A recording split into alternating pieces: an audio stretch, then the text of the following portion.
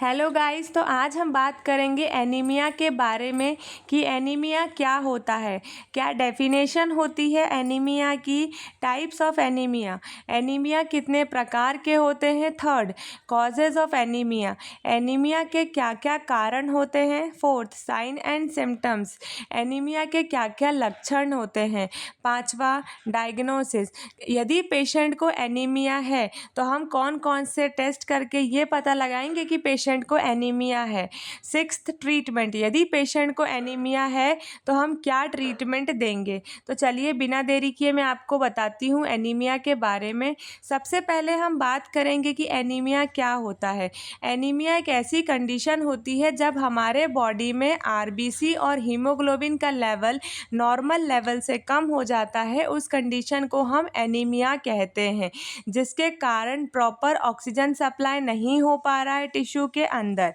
It can cause symptoms like weakness देखने को मिलती है पेशेंट के अंदर, फटीग देखने को मिलता है एंड पेल स्किन देखने को मिलता है। अब हम बात करेंगे टाइप्स ऑफ एनीमिया के बारे में कि एनीमिया कितने प्रकार का होता है। पहला है हमारा iron deficiency anaemia, iron deficiency anaemia. Second है विटामिन डेफिशिएंसी एनीमिया। थर्ड है हमारा aplastic anaemia. Fourth haemolytic anaemia. Fifth sickle cell anaemia. Sixth thalassaemia. अब हम डिटेल में बात करेंगे आयरन डेफिशिएंसी एनीमिया क्या है। आयरन डेफिशिएंसी एक टाइप का एनीमिया होता है, इसमें हमारे बॉडी के अंदर आयरन की कमी हो जाती है, इसलिए इसे आयरन डेफिशिएंसी एनीमिया कहा जाता है। क्यों हुआ?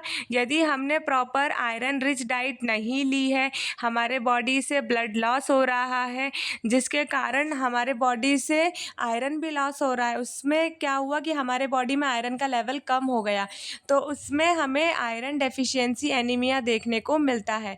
सेकेंड है vitamin deficiency anaemia. Vitamin deficiency anaemia नाम से पता चल रहा है कि विटामिन्स की कमी के कारण हो रहा है। तो कौन से विटामिन्स के कारण? तो vitamin B12 and folic acid. यदि हमारे बॉडी में विटामिन B12 या फॉलिक एसिड की कमी होगी तो हमें विटामिन डेफिशिएंसी एनीमिया देखने को मिलेगी। विटामिन 12 एंड फॉलिक एसिड की कमी से एनीमिया होती है, जैसे हमने विटामिन डेफिशिएंसी एनीमिया कहा, उसका दूसरा नाम होता है पर्नीशियस एनीमिया। थर्ड है हमारा अप्लास्टिक एनीमिया। अप्लास्टिक मीन्स ए लगा है मतलब एब्सेंस है। अप्लास्टिक एनीमिया का मतलब होता है हमारा बोन मैरो फेल हो जाता है, बोन मैरो फेल हो जाता है, जिसके कारण वो प्रॉपर ब्लड सेल का प्रोडक्शन नहीं कर पाता है। यदि हमारा बोन मैरो ही ठीक से काम नहीं करेगा तो ब्लड का प्रोडक्शन कम हो जाएगा, तो उस कंडीशन में हमें एनीमिया देखने को मिलती है, उसे कहते हैं अप्लास्टिक एनीमिया। फोर्थ है हमारा haemolytic anaemia. Haemo means blood, lytics mean breakdown. Haemolytic anaemia are those type of anaemia. इसमें क्या होता है कि हमारे जो आरबीसीज हैं वो रैपिडली ब्रेक डाउन होते रहते हैं, जितने जल्दी आरबीसी बन नहीं पा रहे उतने जल्दी ब्रेक डाउन हो जा रहे हैं, जिसके कारण हमारे बॉडी में आरबीसी की कमी हो रही है, एनीमिया की कंडीशन जनरेट हुई है, तो उस कंडीशन को हम कहते हैं हीमोलाइटिक एनीमिया। फिर है हमारा fifth sickle cell anaemia. Sickle cell anaemia क्या होता है? तो सिकल सेल एनीमिया एक जेनेटिक डिसऑर्डर होती है। यदि किसी भी कपल्स में मेल या फीमेल जो कपल्स हैं, यदि उनको सिकल सेल एनीमिया की कंडीशन देखने को मिल रही है तो 50% चांसेस है कि वो बेबी के अंदर भी ट्रांसफ़र होगी। It can cause abnormal shape of RBC. Normal RBC का जो शेप होता है वो बाइकॉनकेव शेप का होता है, बट जब सिकल सेल एनीमिया होता है तो इसमें आरबीसी का जो शेप होता है वो सिकल शेप का हो जाता है। लास्ट है हमारा थैलेसीमिया। थैलेसीमिया एक इनहेरिटेंट कंडीशन होती है, they can affected the haemoglobin production. Thalassaemia एक इनहेरिटेंट कंडीशन है जो अफेक्ट करती है हीमोग्लोबिन के प्रोडक्शन में, जिसके कारण हमारे बॉडी में हीमोग्लोबिन का लेवल कम होता है, उसे हम थैलेसीमिया कहते हैं। अब हम बात करेंगे कि क्या क्या कारण होते हैं जिसके कारण पेशेंट के अंदर एनीमिया या खून की कमी देखने को मिलती है। सबसे पहला कारण है हमारा आयरन डेफिशिएंसी।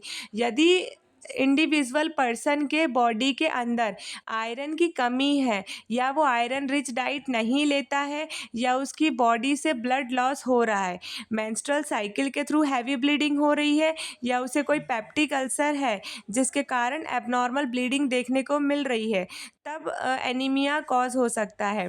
सेकंड हमारा कॉज है विटामिन डेफिशिएंसी। जब हमारे बॉडी में विटामिन B12 और फॉलिक एसिड की कमी होगी तो एनीमिया की कंडीशन जनरेट होगी। थर्ड है हमारा ब्लड लॉस। यदि किसी भी पेशेंट को इंजरी के थ्रू हैवी ब्लीडिंग हो गई, या सर्जरी के थ्रू हैवी ब्लीडिंग हो गई, या कोई इंटरनल ब्लीडिंग हो गई जिसके कारण हमारे बॉडी से ब्लड लॉस हुआ, अब हमारे बॉडी से ब्लड लॉस हुआ तो ब्लड का वॉल्यूम कम हुआ, और ब्लड का वॉल्यूम कम हुआ तो एनीमिया की कंडीशन डेवलप्ड होगी। उसके बाद है हमारा bone marrow disorder. Bone marrow disorder के अंदर आता है ल्यूकेमिया और aplastic anaemia, reduce RBC production. Bone marrow का काम होता है ब्लड सेल का प्रोडक्शन करना। यदि बोन मैरो के अंदर ही डिसऑर्डर हो गया है तो हमारा जो बोन मैरो है प्रॉपर ब्लड सेल्स का प्रोडक्शन नहीं करेगा, और करेगा भी तो अफेक्टेड करेगा। उसके बाद है हमारा fourth chronic disease. Chronic disease मतलब किसी भी पेशेंट को लॉन्ग टर्म से किडनी की डिजीज़ है, या कैंसर, या किसी इन्फेक्शन है जिसके कारण उसके बॉडी में आरबीसी का काउंट कम होगा, उसमें भी एनीमिया की कंडीशन देखने को मिलेगी। उसके बाद है हमारा जेनेटिकल कंडीशन। कुछ जेनेटिक्स भी कंट्रीब्यूट करता है हमें एनीमिया को। यदि किसी पेशेंट को सिकल सेल एनीमिया है, थैलेसीमिया या इनहेरिटेड डिसऑर्डर है, वो भी एनीमिया को कॉज करेगा। ऑटो इम्यून डिजीज़, पहली बात तो बात करते हैं ऑटो इम्यून डिजीज़ क्या होता है। ऑटो मतलब सेल्फ इम्यून, हमारी खुद की जो इम्यून सेल्स होती हैं वो हमारी बॉडी को हार्मफुल समझकर उन पे ही अटैक करने लगती हैं, उसे कहते हैं हम auto immune disease. The body mistakenly destroy it's on RBC. इसमें क्या होता है कि हमारी बॉडी मिस्टेकली हमारे जो हेल्दी आरबीसीज होते हैं उन्हें खुद को डिस्ट्रॉय करने लगती है, जिसके कारण एनीमिया देखने को मिलती है। उसके बाद लास्ट है हमारा सर्टेन मेडिकेशंस। कुछ मेडिकेशंस लेने के से भी हमें एनीमिया देखने को मिलता है, जैसे हम कीमोथेरेपी या कि एंटीबायोटिक्स लेते हैं जो हमारे बॉडी में आरबीसी सेल्स का प्रोडक्शन को कम कर देता है और एनीमिया की कंडीशन को जनरेट करता है। अब हम साइन एंड सिम्टम्स देखेंगे एनीमिया के। पेशेंट को फटीग होगा, पेल स्किन होगी, शॉर्टनेस ऑफ ब्रीथ होगा, डिजीनेस और लाइट हेडनेस होगा, रैपिड और इरेगुलर हार्ट बीट होगा, कोल्ड हैंड एंड फीट होगा, हेडेक होगा, ब्रिटल नेल्स एंड हेयर होगा। उसके बाद हम क्या क्या डायग्नोसिस करेंगे एनीमिया का। सबसे पहले हम पेशेंट की हिस्ट्री टेकिंग लेंगे। हम कलेक्ट करेंगे पेशेंट की हिस्ट्री कि उसकी फैमिली में भी किसी को है, क्या एनीमिया, ये सारी हिस्ट्री हम कलेक्ट करेंगे। और उसके बाद हम फिज़िकल एग्जामिनेशन करके हम पेशेंट को हेड टू टो एग्जामिन करेंगे, बिकॉज एनीमिया की कंडीशन में बेबी मदर का बहुत ज़्यादा वेट लॉस हो जाता है, वो बहुत ज़्यादा माल नरिश्ड दिखता है, या ब्रिटल या पेल स्किन देखने को मिलती है। तो ये सारी चीज़ को हमें ऑब्जर्व करना है through the physical examination. Third है हमारा कंप्लीट ब्लड काउंट। हम CBC टेस्ट करवाएंगे जिससे हम पेशेंट के RBC और HB लेवल को चेक कर पाएंगे। उसके बाद लिखा है पेरिफेरल ब्लड स्मीयर टेस्ट करवाएंगे, किडनी फंक्शनल टेस्ट करवाएंगे और लीवर फंक्शनल टेस्ट करवाएंगे कि उसमें कोई एबनॉर्मेलिटीज़ तो नहीं है जिसके कारण ब्लड सेल्स का प्रोडक्शन कम हो रहा है और एनीमिया की कंडीशन डेवलप्ड हो रही है। तो ये सारे डायग्नोसिस हम परफॉर्म करेंगे एनीमिया के लिए। अब लास्ट टॉपिक है हमारा कि पेशेंट को क्या क्या ट्रीटमेंट देंगे। हम पेशेंट को आयरन सप्लीमेंट्स देंगे। यदि किसी पेशेंट को आयरन की डेफिशिएंसी है तो हम आयरन सप्लीमेंट्स देंगे जिससे उसके बॉडी में आयरन की कमी को फुलफ़िल करे। सेकंड है हमारा विटामिन B12 और folic acid supplements for deficiency anaemia. जिन पर्सन को विटामिन B12 और फॉलिक एसिड की कमी थी हम उन्हें विटामिन B12 और फॉलिक एसिड का सप्लीमेंट्स देंगे जिससे कि विटामिन डेफिशिएंसी एनीमिया को हम ख़त्म कर सकें। थर्ड है हमारा डाइटरी चेंजेस। हम यदि एनीमिया का पेशेंट है तो हम उसके डाइट को चेंज करेंगे। उसके डाइट में हम ज़्यादा से ज़्यादा आयरन रिच फूड डालेंगे, जैसे green leaves, vegetable, meat and egg देंगे। उसके बाद लिखा है treat underlying condition causing anaemia, kidney disease और इन्फेक्शन। यदि किसी भी पेशेंट को कोई मेडिकल कंडीशन या क्रॉनिक कंडीशन है तो हमें पेशेंट की उस कंडीशन को ठीक करना है, फर्दर एनीमिया अपने आप रिजॉल्व हो जाएगी। Blood transfusion in severe cases, यदि किसी भी पर्सन के अंदर ब्लड की कमी है तो हम उसे ब्लड ट्रांसफ्यूज़न कराएंगे। Medications like erythropoietin to stimulate RBC, यदि किसी पर्सन के अंदर